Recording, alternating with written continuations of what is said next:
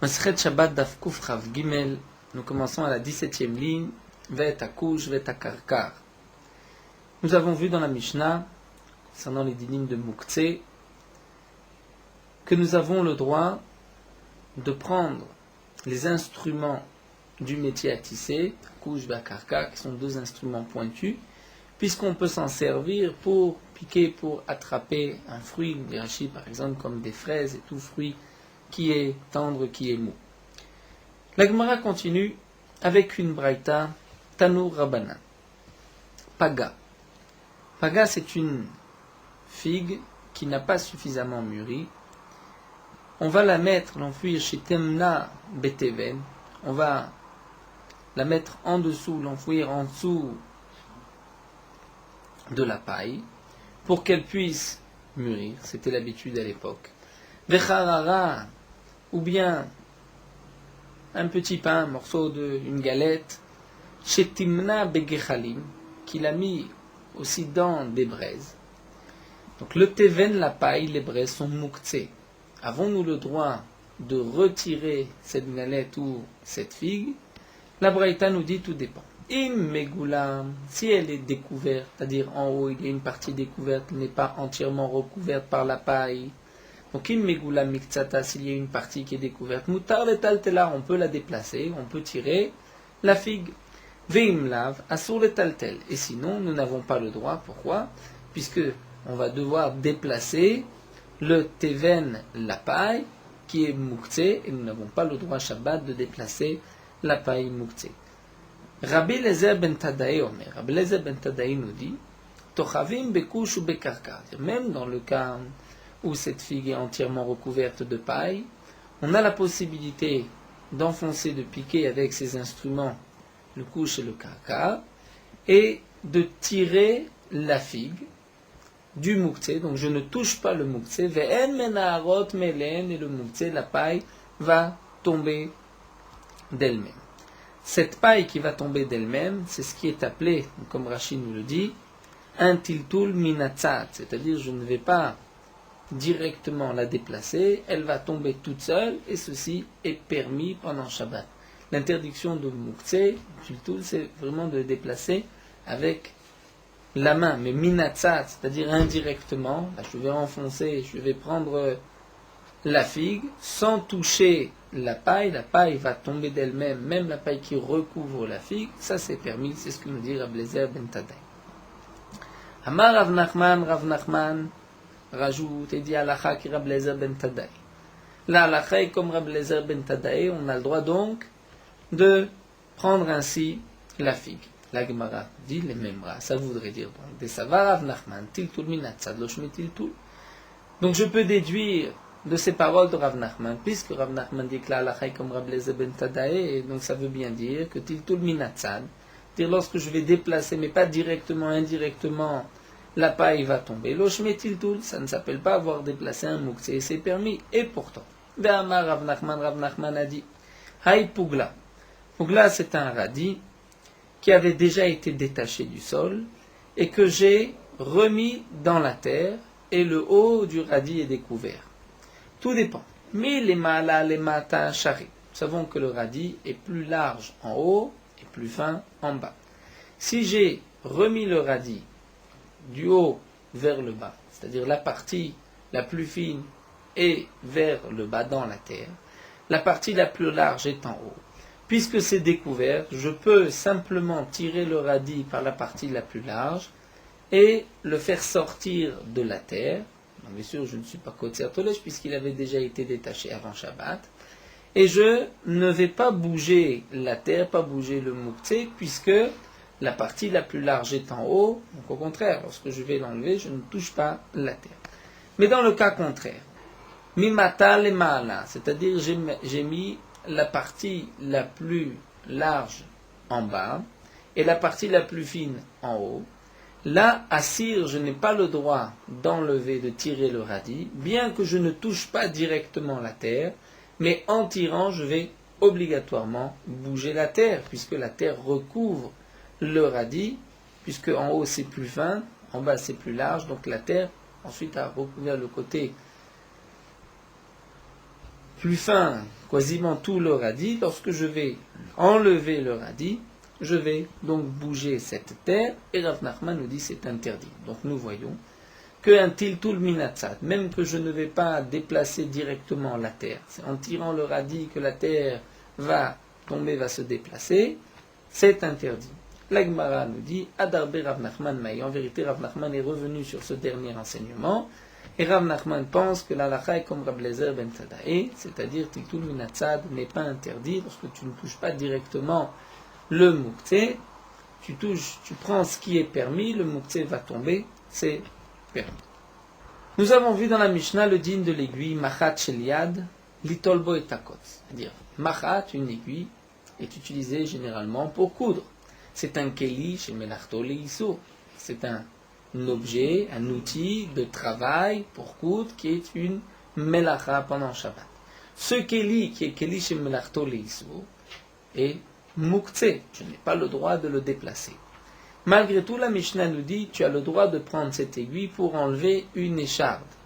Pourquoi? C'est comme nous l'avons vu dans le daf précédent, c'est le principe de Keli Shemelachto Leissur que je vais prendre, l'etzorer goufo, c'est-à-dire pour l'utiliser, pour une utilisation permise. Et ça, nous avons le droit à Shabbat. Shalach le Rava beri de Rabba le Rav Yosef. Rava, le fils de Rabba, a posé la question à Rav Yosef. Il a amdenu Rabbeinu, notre maître, enseigne-nous. Machat shenital charara o oktsa. Une aiguille dont le trou de l'aiguille s'est brisé, une partie donc de l'aiguille, o oktsa, ou bien la pointe, comme dit Rashi, pointe en laz en français, s'est brisé. Maou, ai-je le droit de déplacer cette aiguille Shabbat ou pas? Ou à ce moment-là, elle est mouktsé. Amar, il lui a dit, Tanitoua, nous l'avons enseigné dans la Mishnah. C'est marqué, Machat Sheliad Talba et Takot. Tu as le droit de déplacer une aiguille pour enlever une écharde. Quelle différence? Dire, en quoi ça gêne à l'épine, à l'écharde, si l'aiguille a un trou où il n'a pas, où cette aiguille n'a pas de trou. C'est-à-dire, de toutes les manières, avec une telle aiguille, tu peux enlever une écharde. Donc il n'y a pas de raison de dire que c'est mouktsé, puisque tu peux l'utiliser et enlever l'écharde, c'est permis, tu as le droit de le déplacer Shabbat. Donc si c'est la pointe qui est cassée, C'est vrai que c'est pas clair dans la réponse, qu'est-ce qu'il a voulu dire, a priori, même lorsqu'elle n'est pas pointue, mais il arrive quand même à enlever le kotz, l'écharde, c'est suffisant. L'aiguille n'est pas mouktsé. Et Tivé la Gemara va objecter, c'est marqué Machat Shenital Charara Oktsa.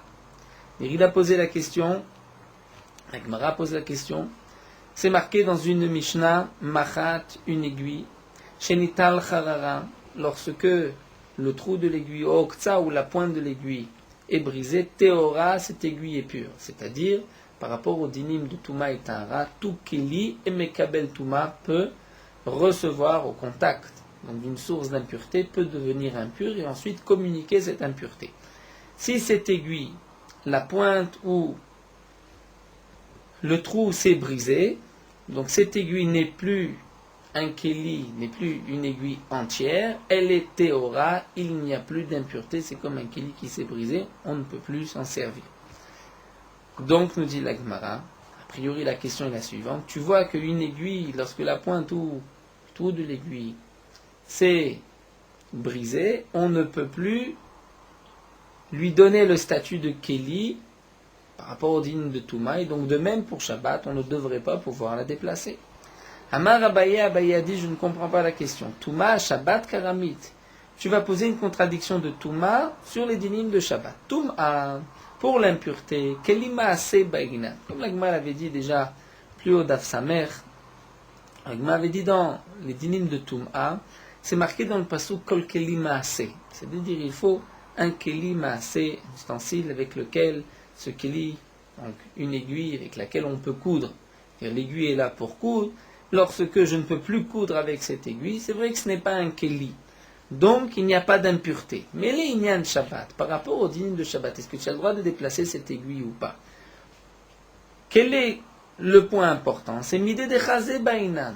C'est voir, est-ce que je peux utiliser cette aiguille pour autre chose? Je peux enlever une écharde ou je ne peux pas enlever une écharde? Donc, puisque on peut malgré tout, même si l'aiguille n'a plus le trou de l'aiguille, ou il n'y a plus la pointe, mais que je peux malgré tout enlever l'écharde, j'ai le droit à Shabbat de la déplacer, elle n'est pas mouktsé. Ve'aname, c'est ce que nous dit l'Agma, chazel et mishkele bakot.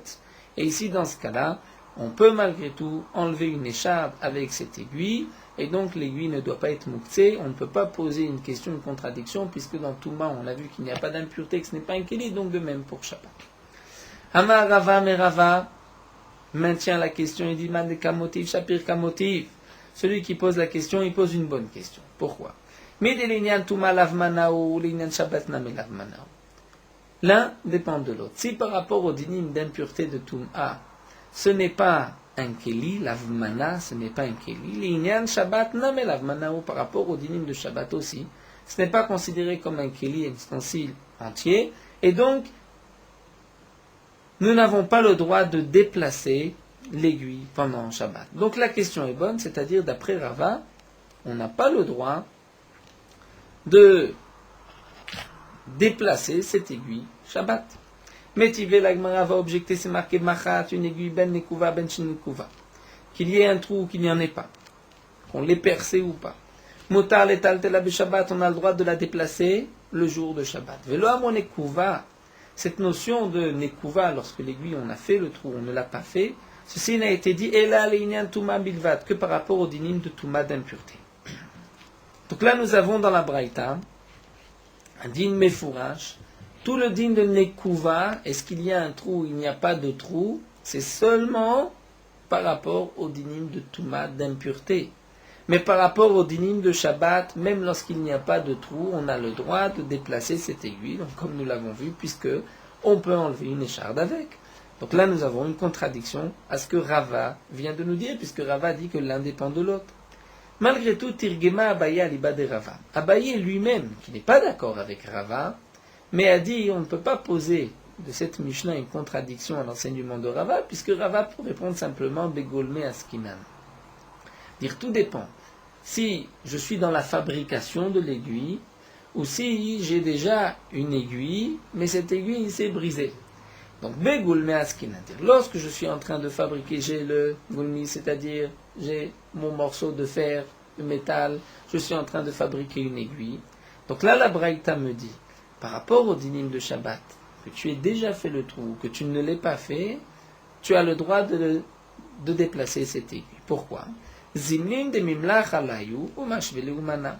Puisque parfois, on laisse ainsi l'aiguille, on ne fait pas de trou. C'est-à-dire, on va la garder, on va la destiner à l'utiliser pour enlever des écharpes, pour enlever des cotilles. Donc on va mashvele umana, puisque parfois tu peux laisser l'aiguille telle qu'elle est, pour pouvoir enlever des kotim, donc elle va avoir le statut d'un keli et tu as le droit de la déplacer Shabbat. Et la Braïta viendrait dire que par rapport au dinim de Toum'a, tant que tu n'as pas fait le trou, ce n'est pas encore un keli. C'est ce que Rashi vient préciser par rapport au dinim de Toum'a, étant donné que ton intention c'est d'en faire une aiguille pour coudre. Donc tu vas faire un trou. Donc, par rapport au din de Touma, tant que tu n'as pas fait ce trou, tu ne lui as pas encore donné le statut d'un keli, et donc cette aiguille ne peut pas, au contact d'une source d'impureté, devenir impure. Mais par rapport au dinim de Shabbat, étant donné que tu peux à n'importe quel moment décider, bon, je laisse l'aiguille, je vais l'utiliser pour enlever des kotim, je ne vais pas la trouer, donc dans ce cas-là, tu as le droit de la déplacer pendant Shabbat. Avalecha, mais Abaye nous dit, mais dans le cas où tu avais une aiguille avec un trou, les nital charara, et le trou, c'est-à-dire le côté de l'aiguille, un bout s'est brisé, okta ou la pointe s'est brisée, dans ce cas-là, même par rapport au dinim de Shabbat, tu n'as pas le droit de la déplacer, elle est mouktsé. Pourquoi? Parce que Adam zorka le ben grutaot. L'homme a l'habitude, lorsque l'aiguille s'est brisée, de ne pas la garder pour s'en servir, pour enlever une écharpe, mais de la jeter avec les morceaux grutaot, les morceaux de métal qui se sont brisés. Donc la conclusion de la Gemara, donc nous avons effectivement une marloquette entre Abaye et Rava. Quel est le digne d'une aiguille qui avait un trou, qui y avait une pointe, et par exemple, le bout de l'aiguille s'est brisé, donc je ne peux plus coudre avec cette aiguille. Ai-je le droit de la déplacer Shabbat ou pas? Donc, nous avons vu que d'après Rav Yosef, on a le droit. Pourquoi? Puisque on peut enlever une écharde avec cette aiguille. Rava, lui, pense a priori que non, que puisque par rapport au dinim de Toum'a, ce n'est pas un Keli, donc les Inyan Shabbat, ce n'est pas un Keli non plus, puisqu'on a l'habitude de jeter cette aiguille. Mais d'après Abaye, il y a une différence entre le din de la Touma et le din de Shabbat. Puisque je peux encore l'utiliser pour enlever une écharde, l'aiguille n'est pas morte. La Gemara continue avec un autre din, Asouvé Yenuka. Asouvé Yenuka, Rashi nous explique, lorsqu'un enfant naît, parfois, il a ses os qui se déboîtent et il faut le remettre en place. Il faut remettre les os même dans l'ordre tel que dit Rashi, puisque au moment de la naissance, parfois, les os vont se déboîter. A-t-on le droit à Shabbat ou pas? Rav Nachman assir, Rav Sheshat shari. Rav Nachman dit que c'est interdit. Pourquoi? Puisque nous dit Rashi, c'est comme s'il est metaken, c'est comme s'il arrange. Et Rav Sheshat permet. Donc Rav Sheshat permet de remettre en place les os qui se sont déboîtés pendant la naissance. Amar Rav Nachman va apporter une preuve, et ensuite nous allons avoir la preuve de Rav Sheshat. Rav Nachman apporte tout d'abord une preuve. Mena minana, d'où est-ce que je sais que c'est interdit? Ditnan, puisque nous avons une Mishnah. La Mishnah nous dit En osin, et nous tournons la page, apiktoizim be Shabbat. Nous n'avons pas le droit de faire apiktoizim, c'est-à-dire, nous explique Rashi, il y avait une boisson que les gens avaient l'habitude de boire pour se faire vomir, non pas l'irfoie comme remède, comme médicament, comme guérison, mais simplement pour pouvoir se vider et manger plus le jour de Shabbat. Donc nous n'avons pas le droit, le jour de Shabbat, de faire cet apiktoizim de boire, bien que ce n'est pas une refoua, mais il y a une sorte de metaken gavra, c'est-à-dire tu vas, grâce à cette boisson, tu vas pouvoir mieux manger, donc c'est comme si tu arranges, tu mets ta ken gavra, et c'est interdit. Donc nous dit Rav Nachman, même remettre en place les membres d'un enfant, c'est vrai qu'il n'y a pas ici de refoua, puisque nous l'avons vu déjà plus d'une fois, que les Chachamim ont interdit de prendre tout médicament, tout remède pendant Shabbat, Gzera, Mishum Shrikat Semanim, de peur qu'on va ensuite moudre des médicaments. Donc nous dit Rav Nachman, bien qu'ici ce n'est pas un médicament, donc il n'y a pas de Gzera Shrikat Semanim qu'on va moudre quoi que ce soit, malgré tout c'est interdit parce que tu es metaken gavra, tu arranges, cet homme va pouvoir mieux manger. Donc de même, on n'a pas le droit de remettre en place les membres d'un enfant. Rav Sheshat répond et dit, il n'y a pas de relation avec cette Mishnah. Pourquoi? Tam lav oche, acha oche. Dire là-bas, dans le cas de apiktoizim, généralement les gens n'ont pas l'habitude de boire cette boisson pour se faire vomir.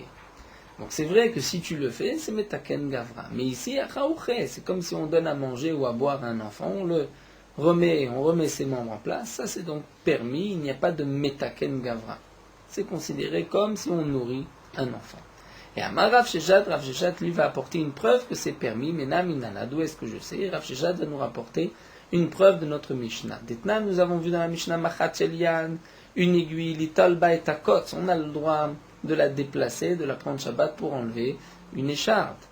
Donc tu vois que même lorsque tu vas enlever cette écharde, tu es a priori metaken gavra, cet homme avait une écharde dans la peau qui le gênait, maintenant il ne l'a plus, on peut dire que tu as arrangé, tu as fait un petit coup, pourtant on voit que c'est permis, pourquoi? Puisqu'il n'y a pas de refoua, il n'y a pas de remède ici. Donc de même, on devra dire la même chose, on a le droit de remettre en place les membres d'un enfant. Il n'y a pas de refoua, il n'y a pas de metaken gavra. Rav Nachman répond, dit, il n'y a pas de preuve de cette Mishnah. Pourquoi? Atam pakid, achalo pakid. C'est-à-dire, cette aiguille, cette écharde qui est dans la peau n'est pas rattachée à la peau. Simplement, elle est comme moufkat, comme en dépôt dans le corps de l'homme. Donc lorsque tu vas enlever ce qui a été posé, il n'y a aucun tikkun. Mais là, les membres c'est différent puisque ça fait partie du corps de l'enfant et lorsque tu arranges, tu le remets en place, mais là où il y a le chibour, là où cet os devait être avec cet autre membre, dans ce cas-là, tu es metaken gavra et c'est interdit pendant Shabbat. Donc nous avons une marloquette entre Rav Sheshat et Rav Nachman, et la halakha, c'est donc comme Rav Sheshat que c'est permis, on a le droit de remettre en place les membres d'un enfant qui vient de naître. Il y a une chéla dans les poskim, est-ce que c'est juste le jour même ou même le lendemain? Certains disent que c'est seulement le jour même, mais pas une semaine après. Et donc si c'est un enfant qui s'est déboîté, est-ce qu'on a le droit de remettre Shabbat? C'est une chéla, une question dans les poskim. Donc de toutes les manières, on précise qu'il n'y a pas de pikuach nefesh, de danger de mort, parce que s'il y a danger de mort, la même Rav Nachman est d'accord que c'est permis. On continue avec la nouvelle Mishnah. Kaneh shel zetim. Un morceau de roseau shel zetim qu'on utilise pour mesurer les olives. Est-ce qu'elles sont suffisamment mûres? Est-ce qu'on peut les amener au pressoir? La Mishnah nous dit Im yesh kesher berosho mekabel tuma. S'il y a un nœud, c'est-à-dire un anneau au bout de ce roseau, mekabel tuma, il peut devenir impur, puisqu'il est considéré comme un keli, comme nous allons le voir, la Gemara va expliquer, puisque l'huile va pouvoir se loger dans le creux de cet anneau. Ve'im melav, et sinon, s'il n'y a pas d'anneau, en mekabel tuma, il n'y a pas de bet kiboul, donc ce keli, ce roseau n'est pas un keli, puisqu'il ne peut rien contenir, il ne peut pas devenir impur, mais malgré tout, benkar ou benkar nital beshabbat. Dans tous les cas, on pourra le déplacer Shabbat, puisque nous explique Rashi, même s'il n'a pas de bet kiboul, il n'est pas considéré comme un kli, mais on peut s'en servir pour remuer les olives. La Gemara reprend et demande à Maï, comment se fait-il que lorsqu'il y a un anneau, donc ce nœud, cet anneau, on considère qu'il y a un bet kiboul et qu'il est mekabel touma. Pourtant, pshute klietsu. C'est un ustensile en bois, mais qui est plat, c'est-à-dire qu'il n'a aucun bet qui ne contient rien. C'est vrai qu'il est creux, mais il ne peut rien, étant donné qu'il est troué des deux côtés, il ne peut rien contenir. Et les pshute klietz ne peuvent pas devenir impurs, même au contact d'une source d'impureté. Donc la Gemara, et pourquoi? Puisque dans la Torah, le din du kliet, de l'ustensile en bois, est marqué à côté du sac, et nous savons que le sac, c'est donc un ustensile qui contient, on peut mettre quelque chose à l'intérieur, donc on apprend que le kliet sotzi n'est impur que lorsqu'il contient, il a un bet kiboul.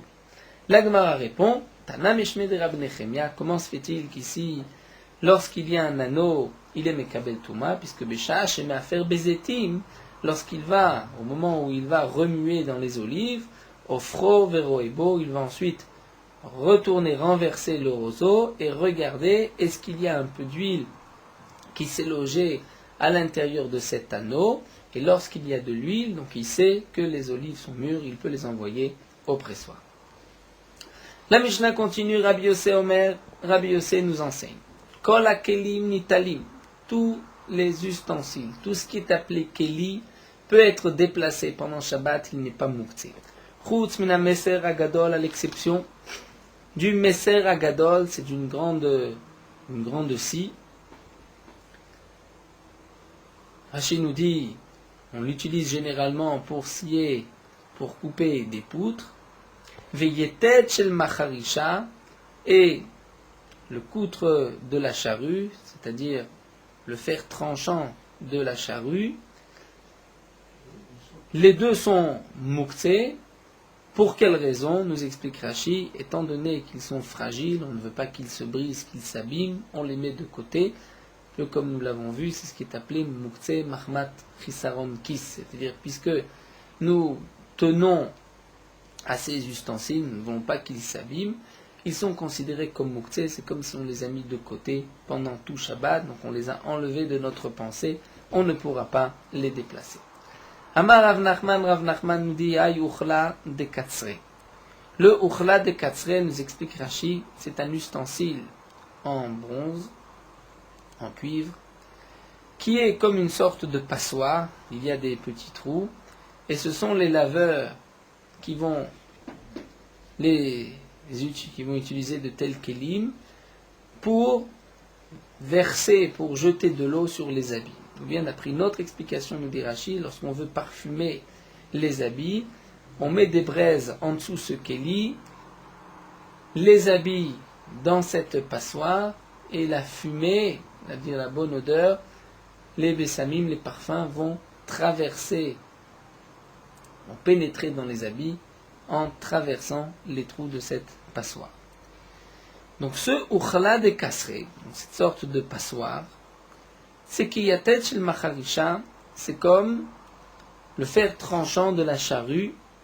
Damia, ça ressemble, c'est-à-dire c'est fragile et on la met de côté, c'est considéré, cette passoire est considérée comme mouktsé.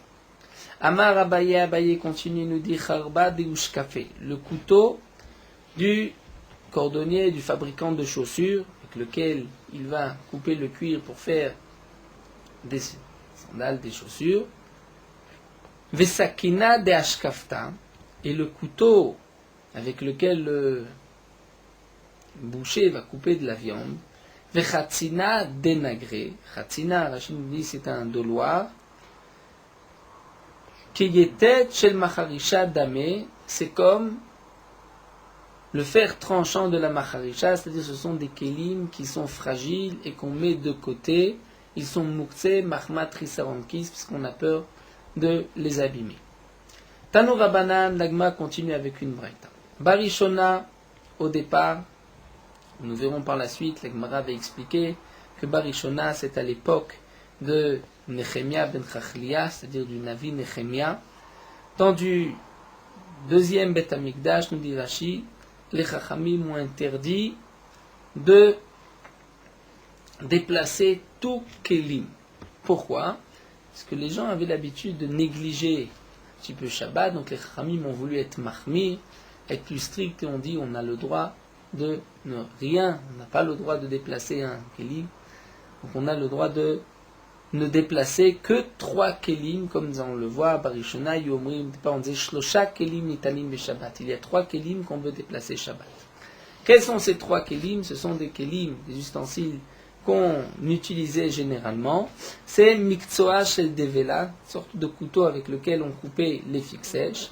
Vezoama listeran shel Kedera, et une grande cuillère avec laquelle on enlevait les impuretés et les graisses de la marmite, du repas, du plat.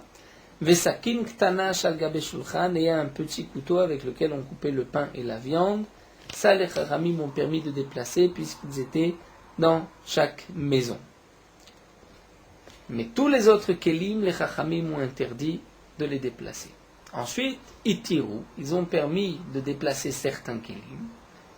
Vechazru veitiru, lorsque encore par la suite ils ont vu que les Bnei Israël faisaient plus attention à Shabbat, ils ont permis encore d'autres kelim. Vechazru veitiru, et une troisième fois les Chachamim ont permis d'autres kelim. Atche amrou, jusqu'en fin de compte, donc la 4e fois, ils ont dit Kol ha-kelim nitalim be-Shabbat, tous les kelim, tous les ustensiles, on peut les déplacer Shabbat. Chutz mina meser ha-gadol yetet shel macharisha, à part ces 2 kelim que nous avons vus dans la Mishnah qui sont particulièrement fragiles. Donc nous avons une braïta qui nous dit qu'au départ les Chachamim ont interdit de déplacer tout keli, et les Chachamim petit à petit ont permis certains kelis pour ensuite permettre tous les kelim à l'exception de 2 et de tous ceux qui sont mouktsé, mahmat, risrankis, qui sont fragiles. La Gemara va expliquer Ma yitiru vechazru vetiru vechazru vetiru. Quels ont été les kelim, les étapes? Amar Abaye, Abaye dit. Tout d'abord, nous allons voir l'explication de Abaye, ensuite l'explication de Rava. Amar Abaye yitiru davar shemelachto le'eter. Donc au départ, les Chachamim ont interdit tout keli. Ensuite, les Chachamim ont permis un keli shemelachto le'eter, que généralement ce qu'il est utilisé pour quelque chose de permis pendant Shabbat. Donc ils ont permis de le déplacer les tzorer goufo lorsque j'ai besoin de l'utiliser pour une utilisation permise. Vechazru vitiru, ensuite les Chachamim m'ont permis par la suite d'avoir shemelachto le'eter les tzorer mekomo. lorsque c'est un outil, un ustensile, avec lequel la melacha généralement est muteret, est permise, on a le droit de le déplacer des tzorech mekomo pour sa place, lorsque j'ai besoin de sa place, même si je n'ai pas besoin du keli. La troisième étape, c'est chazru vitiru davar shemelachto leisur letzorech gufo. Ils ont permis un ustensile qui est généralement interdit, comme par exemple nous avons vu un marteau, ils ont permis de le prendre letzorech gufo pour pouvoir casser des noix. Mais les tzorech mekomo, si on a besoin de la place de ce keli se trouve ce marteau se trouve sur une table et que je veux utiliser l'endroit où se trouve ce marteau, ça c'est interdit. Ve'adain, et encore les chachamim n'ont permis que be'ido achad d'une main, mais bishte yadavlo, mais non pas de deux mains. C'est-à-dire de porter un keli des deux mains, ça c'est interdit. Ad she'amru, et par la suite les chachamim ont permis tous les kelim sont permis d'être déplacés pendant Shabbat, même avec deux mains, mais malgré tout, le keli shemelarto leisur, c'est-à-dire un marteau par exemple, on n'a pas le droit de le déplacer si on a besoin de sa place, de son emplacement. Et Rava n'est pas d'accord, Amar le Rava. Mirdei tiru katane, puisque c'est marqué qu'ils ont permis. Donc lorsque les chachamim ont permis, pourquoi faire une différence? On a permis les tzorech pour l'utilisation du keli ou pour la place du keli. Et là, Rava nous dit il faut plutôt expliquer la Mishnah, la Braïta ainsi. Au départ, ils ont permis un keli qui généralement est utilisé pour quelque chose de permis. Ils l'ont permis de le déplacer ben et tzorech gufo, ben et tzorech mekomo. Aussi bien lorsque j'ai besoin du keli lui-même ou j'ai besoin de sa place. Ensuite, la deuxième étape, ils ont permis de déplacer un tel keli même lorsque je n'ai pas besoin ni de la place ni du keli, mais je ne veux pas que le keli s'abîme puisqu'il est au soleil. Et la troisième étape, ils ont permis un keli qui mlachto leisur, comme par exemple un marteau, les tzorer gufo, si je veux l'utiliser pour casser des noix, ou les tzorer mekomo, parce que j'ai besoin de sa place. Ça oui, mais machama letzel, si je veux le déplacer parce qu'il est au soleil, je ne veux pas qu'il s'abîme, l'eau, là c'est interdit. Ve'adain, et malgré tout, les chachamim n'ont permis que be'adam echad, bishne ben adam lo. Ils n'avaient permis qu'un keli qui va être déplacé par une seule personne, mais par deux personnes, c'est interdit. Ad she'amru, par la suite, les chachamim ont tout permis, on dit, kol hakelim tanim be'shabbat afilu bishne ben adam, même lorsque c'est deux personnes qui le portent, mais attention, le keli shemelachto leisur reste interdit mechama letzel. On a juste permis bishne ben adam, mais lorsque j'ai un marteau, tu as le droit de le déplacer pour casser des noix ou parce que tu as besoin de l'emplacement, mais s'il est au soleil, tu as peur qu'il s'abîme, ça reste interdit. Donc nous avons deux possibilités d'expliquer la Braïta, les étapes de la Xéra. Donc au départ, les Chachamim ont été très mahmir, ont interdit tout keli à l'exception de trois. Petit à petit, ils ont permis certains kelim pour ensuite permettre tous les kelim à l'exception des kelim qui sont muktzeh mahmat risaronkis parce que ils sont fragiles. Donc nous avons d'après Abaye et d'après Rava. La différence entre Abaye et Rava, c'est que d'après Abaye, un keli shemelarto leisur comme un marteau, on a le droit de le déplacer que si je veux casser des noix, mais parce que j'ai besoin de son emplacement, et tzorer mekomo, je n'ai pas le droit. D'après Rava, j'ai le droit même les tzorech mekomo, mais mechama letzel, ça reste interdit. C'est là toute la différence entre Rava et Abaye, à part donc le din de shte yadaim et de adam echad et shne benad. Et tu vas Abaye. Abaye va objecter, va poser une question contre Rava. C'est marqué meducha, donc un pilon, im yesh ba shum, lorsqu'il y a à l'intérieur de ce keli de l'ail, metaltelim on a le droit de le déplacer puisqu'il y a de l'ail, donc on a le droit de déplacer aussi le keli. Donc la meducha est un keli chez melarto leisur. On l'utilise pour moudre et c'est interdit Shabbat. Lorsqu'il y a à l'intérieur de l'ail, tu as le droit de le déplacer. Veimla, ve sinon. El metaltelim on ne pourra pas le déplacer. Donc Rashi nous explique quelle est la question de Abaye. Donc Abaye dit que signifie el metaltelim ota, c'est-à-dire même si tu as besoin de sa place, tu n'as pas le droit de le déplacer. Mais d'après Rava puisque même les tzorech mekomo, j'ai le droit de déplacer, même lorsque j'ai besoin de l'emplacement, j'ai le droit de déplacer. Alors qu'est-ce que nous dit la Mishnah? Tu n'as pas le droit de déplacer cette meducha.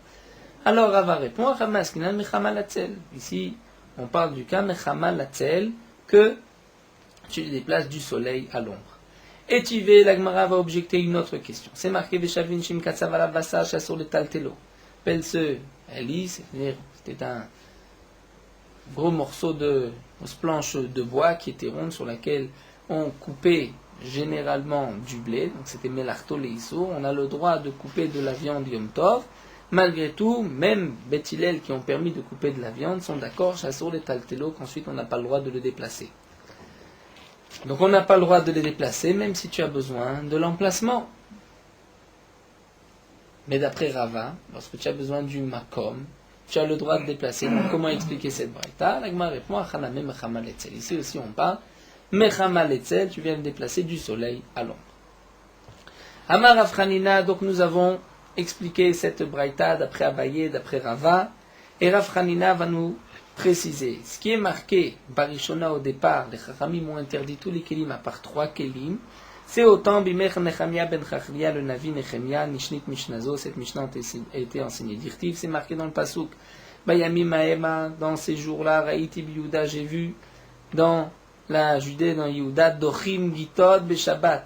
Les gens pressés, Gitot, du raisin dans le Gat, le jour de Shabbat. Ou Mevim à Aremot, ils amenaient aussi l'état pendant Shabbat, qui est une interdiction. Donc on voit que les Bnei Israël transgressaient Shabbat, c'est pour cela que les Chachamim ont été très stricts, ont interdit de déplacer tout Keli. Amar Abelazar, continue et poursuit, nous dit, nous avons plusieurs Mishnayot. Kanim, Maklot et Glustera ou Meducha, c'est 4 Mishnayot. Kulan Kodem Atarat Kelim Nishnu, tous ces Mishnayot ont été enseignés avant que les Chachamim ont permis les Kelim, puisque nous allons voir que ce sont Kelim qui sont a priori Melarto, les terres, et malgré tout c'est interdit. Comment se fait-il que c'est interdit? C'est parce que c'était avant la permission des Chachamim, au moment où les Chachamim avaient interdit. Dites-là, nous allons voir donc Kelim, la première Mishnah, des petits morceaux de roseau. Dans le Shulchan, qui était dans le Bet Hamikdash, il y avait le lechem apanim, les pains qui étaient l'un sur l'autre. Et pour ne pas que les pains pourrissent, puisqu'ils étaient toute la semaine, il y avait des petits canim, morceaux de roseau, qui les séparaient les uns des autres. Alors, pendant Shabbat, on devait enlever les pains de la semaine dernière et remettre des nouveaux pains. D'enlever et de remettre ces canim, ces morceaux de bois qui étaient comme des roseaux, pour surmonter, pour surélever le pain, nous n'avions pas le droit de le faire Shabbat. Comment se fait-il que nous n'avons pas le droit? Comme Rashi le précise, c'est un Rashi Melarto l'éther, il n'y a aucune interdiction d'utiliser ces canim pendant Shabbat, et malgré tout on voit que c'est interdit, alors qu'on en avait besoin, même les tzorech goufan, je voulais les utiliser pour surélever les pains. Donc, c'est bien ce que nous dit Rabbi Elazar, cette Mishnah a été enseignée au moment où les Chachamim avaient interdit même ces Kelish et Menachto l'éther. Deuxième Mishnah, Maklot. Maklot, c'est-à-dire des sortes de bâtons, de perches, qu'on utilisait pour le Korban Pessah. Dites-nous comme c'est marqué. Maklot dakim chalakim ayusham. Il y avait dans le Bet Hamikdash, lorsqu'on avait égorgé le Korban Pessah et qu'on devait enlever la peau du Korban, mais laisser le Korban tout entier pour le griller, c'est marqué dans la Mishnah, il y avait une sorte de bâton de perche qui était lisse, manicho al ketefo val katef ravero, chacun posait sur son épaule et l'épaule de son voisin, vetole ou mafshit, il posait ainsi le Korban, l'agneau du Korban Pessah, et il enlevait la peau.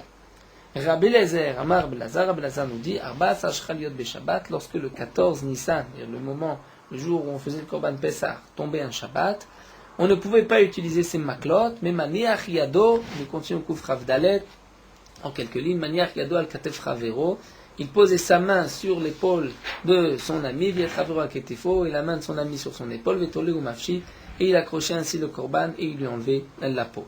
Donc là aussi, pourquoi avons-nous interdit de déplacer ces maklot, puisqu'il n'y a pas d'interdiction, ce n'est pas un keli melarto les issour, et pourtant les chachamim l'ont interdit, même lorsque j'en ai besoin, c'est parce que cette Mishnah a été enseignée avant que les chachamim aient permis les kelim. Glustera le din xera ditnan. Nous avons une Mishnah qui nous dit Nagar sheyesh berosho. Nagar, c'est un pieu avec lequel on fermait les portes à l'époque, on l'enfonçait dans le sol. Lorsqu'il a berosho à sa tête glustera, c'est-à-dire une partie large, et qu'on pouvait s'en servir pour écraser de l'ail, donc on s'en servait aussi pour fermer la porte, il n'y avait pas de problème de binyan, de construction. Mais Rabbi Yoshua Omer Shomta min hapetach ze vetole bechavero beshabbat. Tu as le droit de l'enlever de cette porte et de la poser, de la mettre dans une autre porte le jour de Shabbat. Rabbi Tafon Omer okchol hakelim umetaltel bechatzer. Et Rabbi Tafon nous dit, c'est comme tous les ustensiles, tous les kelim, et on a le droit de le déplacer dans la cour. Mais d'après donc Rabbi Yoshua, comme le précise Rashi, bien qu'on a besoin de ce pieu pour le mettre dans une autre porte, nous n'avons pas le droit de le déplacer, mais simplement de le tirer shomta, c'est-à-dire elle dégrira de le tirer, mais pas de le prendre dans la main et de le déplacer, bien que c'est melarto l'éther, nous avons le droit de fermer la porte avec, et qu'on veut l'utiliser l'etzorer goufo, c'est interdit, donc cette Mishnah a été enseignée aussi avant que les chachamim m'ont permis, et Medoucha, la dernière Mishnah, c'est ce pilon, ce keli, Hade Amran, que nous avons enseigné. Donc là, Rabbi Elazar nous dit, ces 4 Mishnayot ont été enseignés avant la permission des Chachamim, et Amar Rabba va nous dire pas du tout, Mimai, peut-être que ceci a été enseigné même après que les Chachamim aient permis, mais dans ces 4 cas-là, c'est interdit. Pourquoi? Dilma leolam imalecha lacharaterat kelim nishnu, on peut dire que c'est même après que les Chachamim aient permis. Mais kinim, c'est-à-dire ces petits morceaux de roseau dans ces kanim, dans le lechem apanim, ta'amamai, pourquoi on n'a pas le droit de les mettre, les enlever pendant Shabbat, mishum apouché, behai pourta lomiape, c'est-à-dire qu'est-ce qu'on craint? Que les pains vont pourrir, si ce n'est que de vendredi à Shabbat et de Shabbat à dimanche, le temps, à Motzei Shabbat, le temps de remettre ces kanim, le pain ne va pas s'abîmer, donc il n'y a pas de raison de permettre. C'est pour cela que les chachamim ont interdit. De même, maklot, les bâtons pour enlever la peau du korban Pessah, puisqu'on peut faire avec Rabbi Lazar, dire mettre une main sur l'épaule de son ami et ainsi enlever la peau du korban, donc les chachamim ont maintenu l'interdiction. Glustera, ce pieu pour fermer la porte, qui est des Rabbi Yannai, il s'agit d'une autre interdiction, d'une autre marloquette. Parce que Rabbi Yannai a dit Bechatzer Shinam Urevet Askinan, on parle d'une cour où il n'y a pas eu de hérouf. C'est-à-dire, lorsqu'il y a une cour et qu'il y a plusieurs maisons qui donnent dans cette cour, on n'a pas le droit de porter dans la cour tant qu'on n'a pas fait un hérouve avec les habitants des maisons qui donnent dans cette cour. Dans le cas où on n'a pas fait de hérouve, donc on n'a pas le droit de sortir un objet de la maison vers la cour, mais un objet qui se trouvait dans la cour, on a le droit de le déplacer dans toute la cour, comme l'explique Rashi. Donc Rabbi Yoshua ça va. Rabbi Yoshua pense que Toch hapetar kelifnim damé. Lorsque ce pieu se trouvait sur le seuil de la porte, c'est-à-dire dans la porte, c'est comme s'il est à l'intérieur, c'est-à-dire à l'intérieur dans les maisons. Et donc, Kametal tel mana debatim bechatzer, je n'ai pas le droit de prendre un keli qui était dans la maison, déplacé dans la cour, c'est pour cela que j'ai le droit juste de le traîner. Verabitafon, ça va. Rabitafon pense que Toch hapetar kelachutz damé, c'est-à-dire ce pieu en vérité se trouvait déjà comme dans la cour, puisque l'intérieur, autour de la porte, c'est comme l'extérieur, et puisqu'il était dans le khatser, tu as le droit de le déplacer. C'est-à-dire ce pieu, c'est comme un keli qui se trouve dans la cour, et j'ai le droit de déplacer dans toute la cour. C'est pour cela que d'après Rabbi Tafon, tu as le droit de déplacer d'une maison, d'une porte à une autre. Et Medoucha, et la dernière Mishnah donc, que nous avons vu de ce pilon, que nous n'avons pas le droit de déplacer, c'est effectivement Rabbi Nechemia. C'est Rabbi Nechemia que nous avons vu dans le DAF précédent. Rabbi Nechemia ne permet d'utiliser un keli que pour sa propre utilisation, l'utilisation habituelle. Et donc Rabba viendrait dire que toutes ces Mishnayot n'ont pas été enseignées au moment où les Chachamim avaient interdit de déplacer toutes sortes de kelim, mais même après que les Chachamim aient permis tout kelim, à l'exception de quelques kelim qui sont Mukse Mahmat Risaronkis, malgré tout dans ces 4 cas c'est interdit pour les raisons donc que Rabba nous donne. Voilà. Nous allons nous arrêter ici à la Mishnah.